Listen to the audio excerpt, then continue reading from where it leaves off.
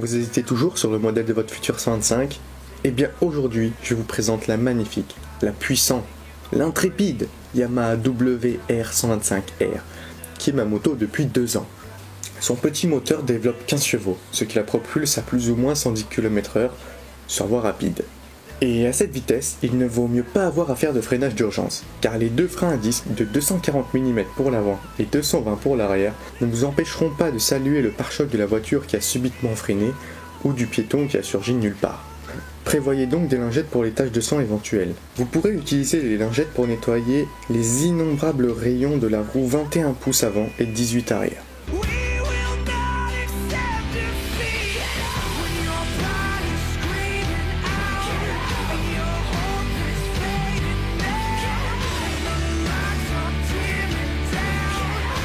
Une fois votre fessier correctement installé sur les 93 cm de hauteur de selle, qui empêche les petits gabarits de monter sur cet étalon, vous pourrez admirer un compteur des plus simplifiés, avec une jauge d'essence, votre vitesse, le compteur kilométrique et 2 tripes. Niveau avertisseur, vous disposez des clignotants, feux de route, température moteur, etc. Les commodos sont assez complets, il manque tout de même les feux de détresse qui pourraient s'avérer pratiques en interfile. Une pratique que la Yamaha WR passe avec brio. Étant donné que je fais le test de toutes les 125, je ne pouvais pas faire une vidéo sans faire le test de la mienne. Ça aurait pas été logique. Et d'ailleurs, c'est même pas logique que j'ai pas commencé par le test de la mienne. Ça va faire 2 ans que je l'utilise tous les jours. Et j'en suis pas déçu. Alors par contre, je suis déçu, il m'a touché le rétro. Voilà. C'est une bonne moto pour tous les jours. Il y a moyen de s'amuser tous les jours, comme le week-end, faire des grosses balades.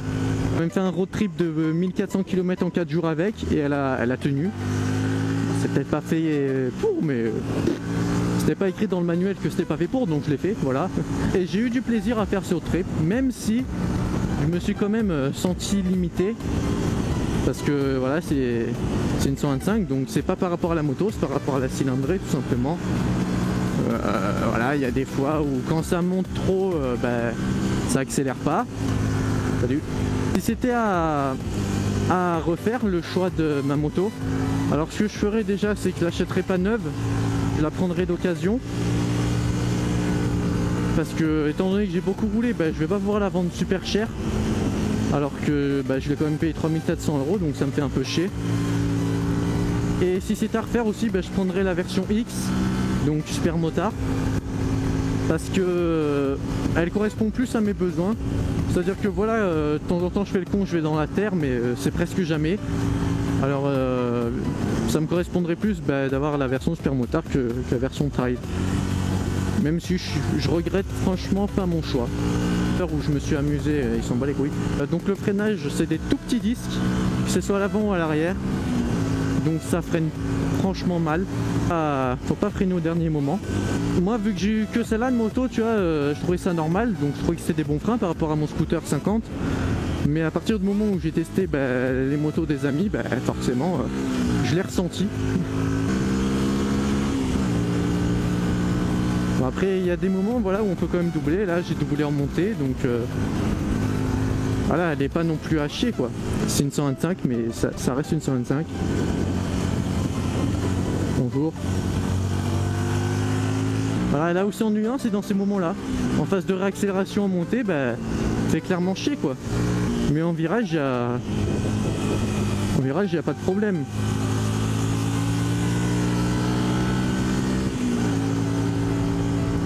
Alors niveau hauteur de selle, c'est pas une moto pour les petits gabarits. Si vous faites moins d'1m75, je vous déconseille en tout cas la version trail, car elle est plus haute que la version super motard. L'exemple parfait du manque de puissance d'une 125, c'est là. Tu as une grande ligne droite comme ça, voilà, je suis à fond, je suis à 73 quoi, et je vais pas à plus. Dès qu'on arrive en virage, on peut vite l'oublier.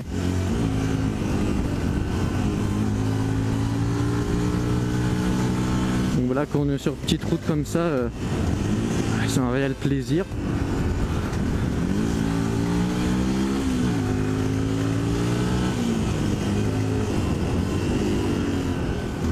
Alors moi, elle est toute d'origine. Seul truc que j'ai changé, c'est les rétros. Donc autant dire que j'ai pas gagné en vitesse ou en quoi que ce soit. Donc moi cette moto, par rapport aux autres motos que j'ai testées et que je vais vous montrer en vidéo, je la classerai dans les motos pour tous les jours, parce que ça consomme rien. Ensuite, l'utiliser tous les jours, par exemple quand vous avez des embouteillages et tout, elle est passe partout, mais un truc de malade. En plus du fait qu'elle est haute, et vous n'avez même pas besoin de penser au rétroviseur des voitures, parce que vous passez au-dessus. Et pas besoin de passer au rétroviseur des camionnettes parce que vous passez en dessous en fait. Elle est juste où il faut. Moi je suis vraiment content de cette moto, je regrette pas du tout mon achat. Voilà. En bref, cette moto convient à tout type d'usage, des trajets quotidiens en passant par les balades du week-end ou même les gros road trips. Elle vous mènera où vous le souhaitez et sans aucun problème. Même votre budget aura le sourire, car vous pouvez parcourir 200 km avec un plein de seulement 8 €. Ah oui, la mienne marche très bien et elle a 24 000 bornes. Et d'ailleurs, elle est bientôt à vendre.